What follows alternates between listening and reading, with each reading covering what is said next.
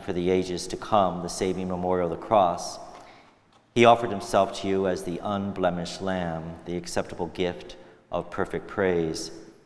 Nourishing your faithful by this sacred mystery, you make them holy so that the human race, bounded by one world, may be enlightened by one faith and united by one bond of charity. And so we approach the table of this wondrous sacrament, so that bathed in the sweetness of grace, we may pass over to the heavenly realities here foreshadowed. Therefore, all creatures of heaven and earth sing a new song in adoration, and we, with the host of angels, cry out, and without end we acclaim.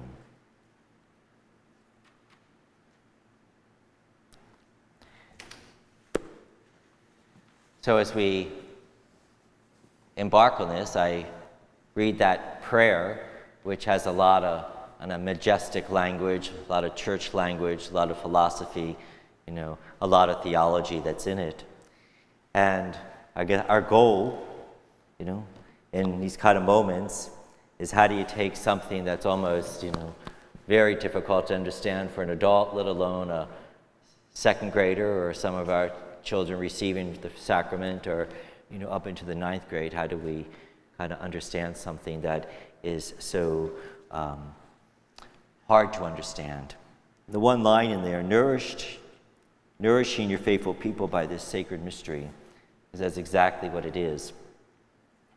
Often we think of mysteries, you might think of Sherlock Holmes and finding a good mystery novel, things like that, and you get to the end, and it's like, oh, it gets solved, or you're watching one on TV, a murder mystery, and the end of the hour, it's solved, it's done, and sometimes no need to watch it again because you know the end of the story, and therefore the only time you do watch it again, you want to go back and find all the clues that you missed, in a good mystery novel, in a good mystery movie.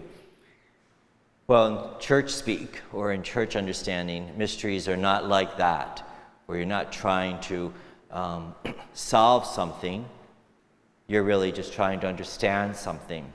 And they use mystery because the whole concept is no matter how much you understand the mystery, the more you delve into it and understand it, the more you know there is more to understand. It can never be exhausted. That's why kind of the sense of always coming back each week for more, because hopefully as that journey continues in your life, you understand it more and more, knowing that, gosh, it's just the tip of the iceberg, and once you want to enter more fully, into it. So that's what we're here to do, The church with you as parents, as the primary, educators of your children, that we resource you to help your children to understand this mystery and to unpack it as much as you can, and working together with you for them to be able to, as they celebrate, especially a little second grader, third grader, in their little minds, really, what am I doing here? What is this about First Eucharist? The excitement of receiving, no longer having to maybe walk up and go like this and receive a blessing, but to receive. But even probably for ourselves adults, it's like, wow, what does it really mean that I'm receiving the body and blood of Christ? So there's always more to understand. And hopefully as your children go through this formation time, this preparation time, that it's also kind of a reminder for yourselves, a kind of a reaffirmation, preparing once again. There's often in many sacristies, the room where priests have all their vestments and get ready, sometimes you see in some sacristies, a little plaque, that reminds the priest, say this Mass as if it's your first Mass, say this Mass as if it's your last Mass, say this Mass as if it's the only Mass, and it's a kind of the recognition that each time we come, receiving the fullness of the body and blood of Christ and the mysteries that's there, and also to coming to the sacrament of reconciliation, the mystery that's in there. So, as we embark on this journey, it's going to be kind of different parts of the formation. Things that happen here, bringing the children in as a group, catechetical things. but also a lot of expectation and opportunities for you as parents to walk with your children, in that. So many of you got here today. We had two groups. We had a morning group this morning at 9:30, and now this group. And the reason, anybody here attend the parent information sessions for faith formation that we had maybe about 3 weeks ago? And I brought it up there too, that we would be having these sessions, and that one of the protocols, in the Catholic Church in the United States is that when someone is receiving the sacrament of confirmation or the sacraments of reconciliation, Eucharist, as this group is doing, that there needed to be a prior year of faith formation, either in a parish or in a Catholic school. And if you go back to the days, back in the summer when we asked you to do the pre-registration and giving us some history, sacramental history about your child or children. Some of you, if you had several, you had to fill out the form a couple times, one for each child. And we thank you for your patience, because it gave us a lot of information on like how many children, and didn't have to divide it up, once we received it. But many people, and this is the group, I believe, unless I have one or two wrong, that did state that there was you did not attend faith formation last year here or anywhere else, or in a Catholic school.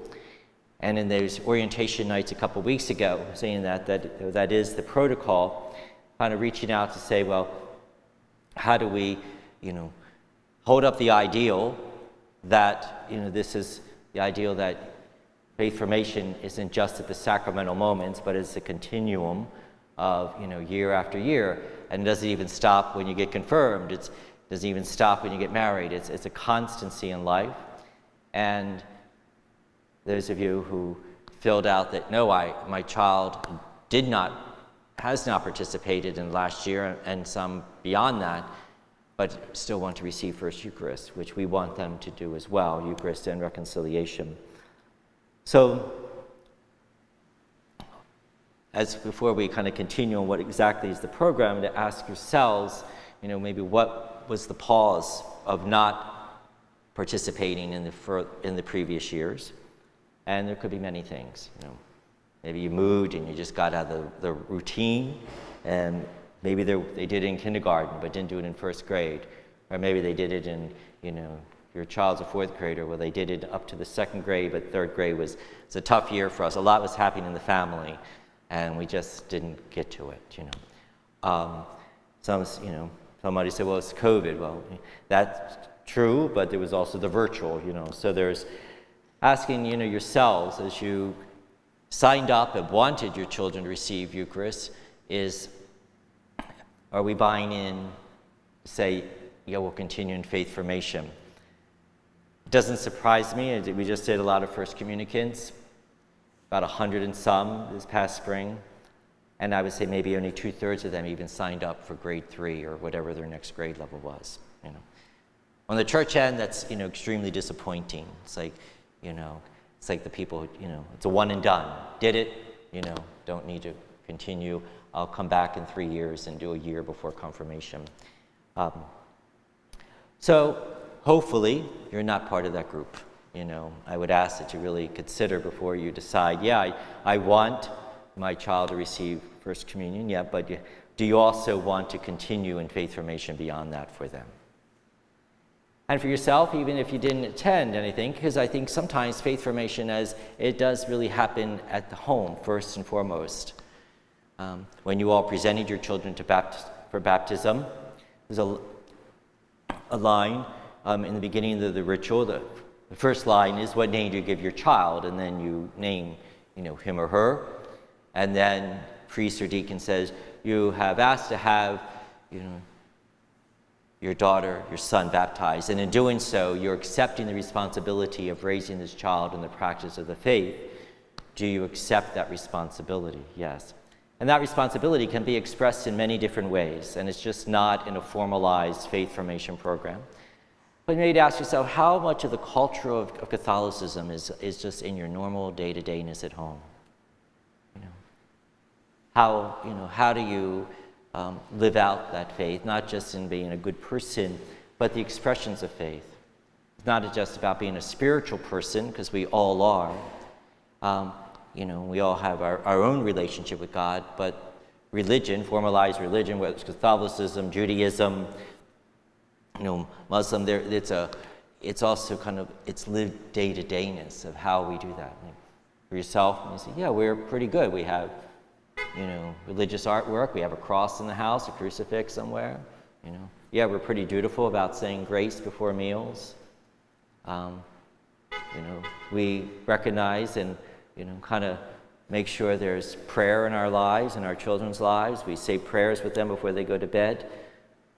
What are some of those practices that you do every day that might be outside of a faith formation program, which is programmatic and all very somewhat controlled in the nicest of sense, but it means little, when it's not just the whole culture of things,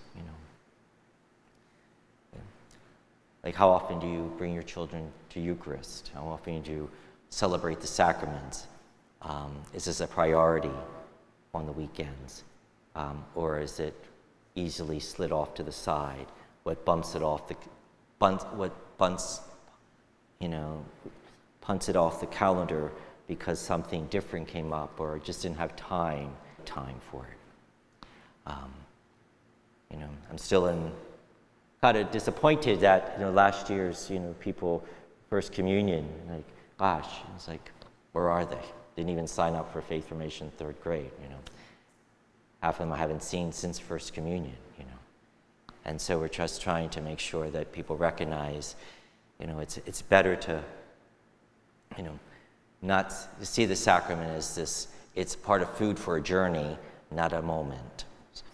So and I share that, because from the information you gave to us that you were not participating in at least 1 year, maybe it's more than that, to really say, could you make this journey with your children so that next year you're still doing the journey and recognizing there's more of the mystery to unfold.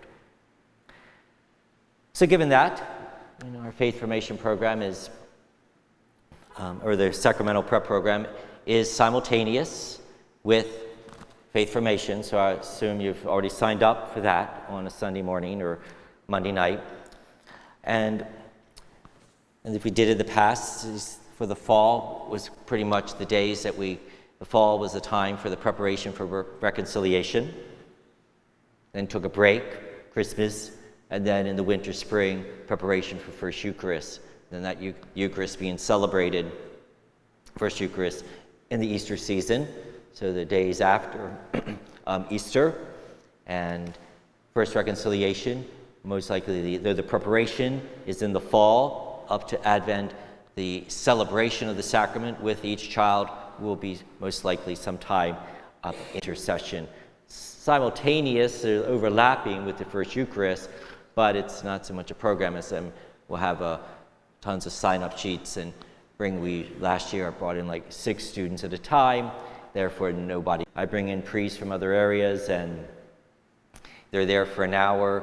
It's just not conducive, You come in, probably within a half hour, every child has had their moment. You stay with them. And often we even do that around, if you have a Monday night faith formation time frame at 6 o'clock, I do a lot of those First Reconciliations, 4:30 and 5:30. You come, it's a one-stop shopping type of thing, Your lives are busy, don't want to have to make you drag out, other nights, Whether we give enough opportunities, for people to make it work for themselves. So I'll think of the 2 sacraments and preparing for both of them. There's only 1 or 2 people who have already received both of them. There's only 1 or 2 people who have already received First Eucharist. If you're First Reconciliation, if you are one of them, then you're really only going to be doing preparation for First Eucharist. So we're looking, in all 4 or 5 in the winter, spring, preparing for them. Last year we used this particular publisher, Blessed, and Blessed for First Reconciliation, Blessed for First Communion. And these books, and I think if probably are good for 2nd, 3rd, maybe 4th grade. If your child or children are high, upper grades than that, We may be finding different books just because of these, as you can almost tell by the cover, kind of more elementary level than maybe middle school, and we don't want to insult your children's intelligence. And we're also, as we plan the classwork, and the classes rather, that there's probably a good maybe 15 in the middle school and high school who have also expressed an interest that they would not be sitting in a classroom with a second or third grader, because we teach differently. So any of you are teachers, or all of us, I think, can understand the desire to do that and really the need to do that. And we'll be working with you on those dates and times. So these books are pretty much the context, and the core of the curriculum, so to speak. And with that, there's tons of resources of videos that can go with it and the like. And we'll have access to us, and our catechists will be working with us on that as well, and giving you as many resources as possible with that.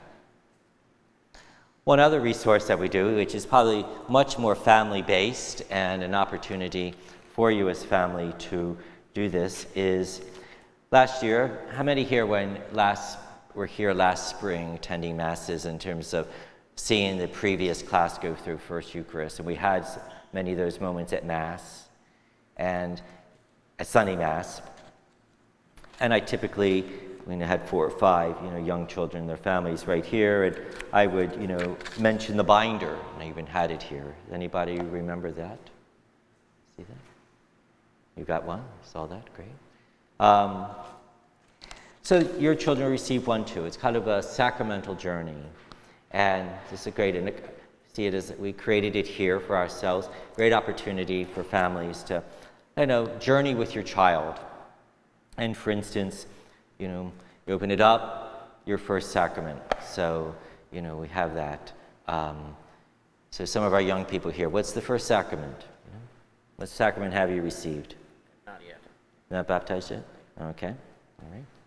And you received it, So the first sacrament is baptism. So that's the first page. And so there's an opportunity for you as families, pull out that baptismal certificate. Use it as a teachable thing. Faith can happen the expressions of faith and passing on can happen so easily. Oh, okay. Pull out some pictures, as it says here. On the baptismal certificate that you have from the church, there's ceremonial baptismal certificates. It's not the official one, but typically has the godparents. Well, maybe talk to your children, you ask your parents, well, why did you pick that person? Why did you pick Aunt Sally and Uncle Mark? Or why did you pick that neighbor? Do you still keep in touch with these people? Maybe an opportunity for your child to re-engage them. These people were there with them at their baptism. Things like that. And other things, maybe even the whole sense of the naming. Very important, that first line, which I've already quoted. What name do you give to your child? It may seem so simple, but it's very, very profound. You as parents, an awesome responsibility. I'm going to label this child for the rest of his or her life. Do I give them a name that's, that would be enjoy and be proud of, and what was behind the naming? I can kind of tell those stories. Why did you name me? Why did my parents name me Patrick? There was other options. Why did they name my 2 brothers, Michael and Timothy? And so tell those stories. Make sure your children know them. Why did you pick the godparents you picked for them? Maybe pull out some pictures. Find the baptismal certificate. If it's a different church, maybe, if it's the church is still in this area, you still live somewhere close, maybe go to it. Go back and show them the font in which they were baptized. Or, when you go to other churches, maybe your Thanksgiving weekend, you're visiting family, somewhere else, or at Christmas time, you're not worshiping here, but you're worshiping, where your brothers and sisters, your grandparents and the like are worshiping. Look at that church. Find the things. And this book is kind of a little scavenger hunt. Find the baptismal font in that church. Find the confessionals in that church. It's the symbols of the sacraments that you're receiving. You've got to make it a fun little journey.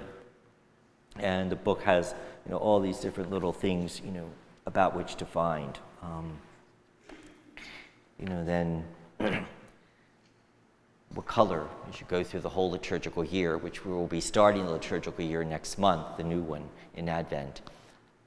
Have your children begin to be attentive. Give them things to look forward to, look at. What color? Why is the priest wearing green today? He was wearing green last week, and he wear it today. But next time they come, and now the priest is wearing purple. What happened? Then all of a sudden, a couple weeks later, he's wearing white. What is that about? And so there's pages of kind of matching the seasons with the color and the like, and just for them to kind of begin to learn the Mass, but do it with your help with it. Where are the relics? You all know we have relics here in the Church of St. Ignatius. Where are they? Have your children find them and the like. Okay. So we really ask you to. We'll give this out to each of your children. We're going to do another publication of it, and it's for both of the sacraments. And great for them to bring it to church, bring it to class. The teachers may refer to it. Find all the things. Where are the oils we use? Oils of the sick. When they were baptized, there were probably 2 oils on them: oils of the saints and oil of chrism. Where are they here in this church? Where do we keep them? They're visible to you right now. You're probably looking at them. But sometimes once we see something, it's easier to find it again. So kind of bring that forward, to your children. So they'll get this little journey book, and we ask you to be a part of that journey with them and share your faith stories with them, and have grandparents share faith stories as you pull out pictures of their baptism. Who are all these people? Maybe some of them still know. Maybe some have gone before us. Maybe some have already died. And then tell stories about them, just to make it more than just looking at, a text, because these sometimes just seem like to be a textbook. Make it more of a family event. First reconciliation, first Eucharist. So as we kind of journey with that, there'll be an opportunity, as you see on the cards that you have in your hand. We're looking at, last year we did it only on Tuesday night. And right now, I think we have 4 catechists, 4 classes, and thought, well, let's create another option. So it's not just on Tuesday, in case your family always has something on Tuesday that impedes you to be here. So Tuesday and Wednesday. We decided to have the time on Mondays for faith formation is 6 o'clock, 6 to 7:15, kind of keep the continuity and consistency of that. And of course the catechists too are working all day, and then they come here and teach. And 6 to 7:15 was good for them. Time to get home and still get some dinner, or if they eat dinner quickly ahead of time. So you see the card there, and if you would mark on there, first or second choice, and if it doesn't matter which one, put one at both places. Each one is a first choice. It's equally, possible as we try to, to make the classes manageable, for the teachers. And so there's not, no more than 20 students in a class, and then we'll get back with you. Our hope is that this is going to begin sooner than later. Sorry, we're a little late getting that. It was just a lot to launch faith formation with 250 kids across 2 days, and we just couldn't launch this program at the same time, this formation process. Once we see these cards, and then we'll, shoot out, the date and time. And, in the event that, the teachers are pretty flexible as they are in the faith formation program, if you're on Tuesday night and one of the Tuesdays, there'll probably be about 4 or 5 between now and Christmas. And again, 4 or 5 between, the end of January, once Christmas season is complete, up until, the middle of April. That, let's say you typically come on Tuesday nights, but, one Tuesday it just is not possible. Can my child slip into the Wednesday class for this one time? We're pretty flexible with that. The teachers have been great with it as well. Or if you even know ahead of time, I can do all the Tuesdays except the one in December or the one in, whatever month it is. And you know that ahead of time. Then we just resource you, make sure you have the stuff you need, and you can, play that catch up, at home, or your child is sick and the like. So we're here to support you and resource you in all of that, because it goes quick. 4 classes, 5 classes on each sacrament. There'll be times too, in the moments of all that, they're not just being classrooms. Last year we did kind of a mock mass where the students, took different ministry roles and be kind of, I'd say it this way, play mass. The more they're up there kind of being the reader, practicing, or one person was the priest, they see mass experience in a different way. So then we come on Sundays, it's like, oh, I did that. I know what that's all about.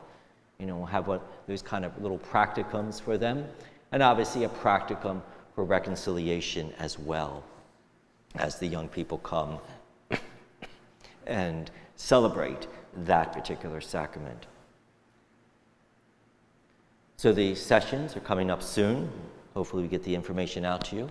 Tuesday, Wednesday, 6 to 7:15, in the building C, and try and divide them up, and hopefully those times and dates. As I said, we have about 4 catechists, and some can only do Tuesdays, some can do either day, but we thought we would switch it out. And again, if your children, you have, let's say, 2 children, and one's in 2nd grade, the other one's 7th, they probably will not be in the same group, but we'll try to put them on the same night, of course.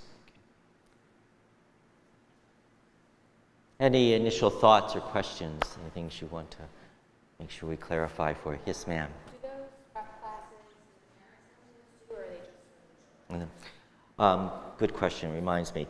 They are for the children, but just like we know, those of you who are part of our faith formation program, we're been begging and needing help. We can't have a catechist in the classroom by him or herself. We must have another parent, just in case, whatever, somebody gets sick, or just the catechists themselves get sick at the last minute in the classroom. We can't leave the kids there by themselves. So if everybody could donate a day or night, to help, that would be great. But you don't, need to be.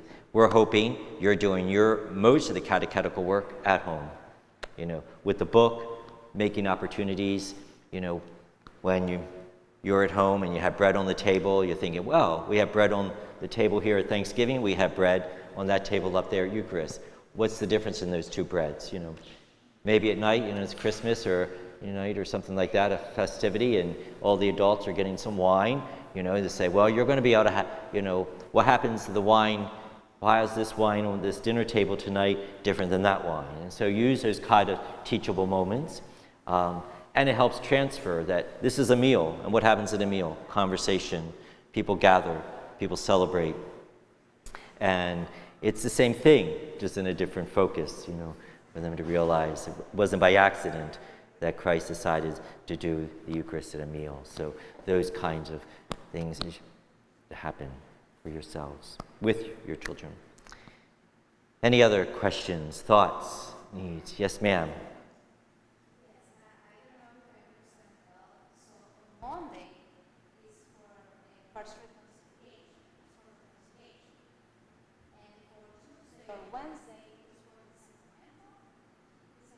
No, Monday, there's no option. Monday? What do you mean? It's only Tuesday or Wednesday. Yes, I know, but what is the difference between the classes on Tuesday and Wednesday with the Monday class? Well, Tuesday and Wednesday is the sacramental formation, this, reconciliation and communion, preparing them. You choose one or the other. You don't come twice in the week. You come either for a first reconciliation. Let's say you pick Tuesday, then you'll come on the Tuesdays that your class is meeting for reconciliation. And then the same class will start up in the winter for a first Eucharist. Monday is a totally different track. This has nothing to do with the Monday thing. They're like 2 train tracks. And if your children are in the sacramental program, they must also be in the faith formation program. They can be in the faith formation program either here on Sunday morning or Monday night, or they're at a Catholic school. It's a both and, it's not an either or. So you're in both the same time. Okay. Thanks for that clarity. Some children will be coming on Sunday mornings, but then coming back on Tuesday night. Others may come on Monday night for faith formation and come back the next night periodically, or they'll come back on Wednesday night.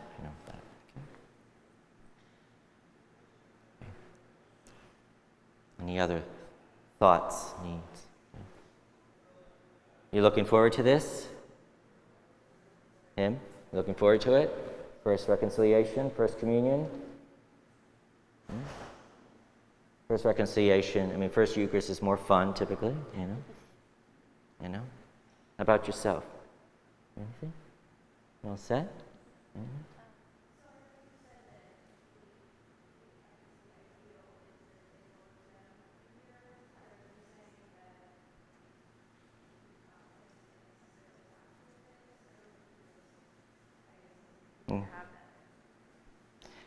Yeah, I'm saying that's going to be a family decision.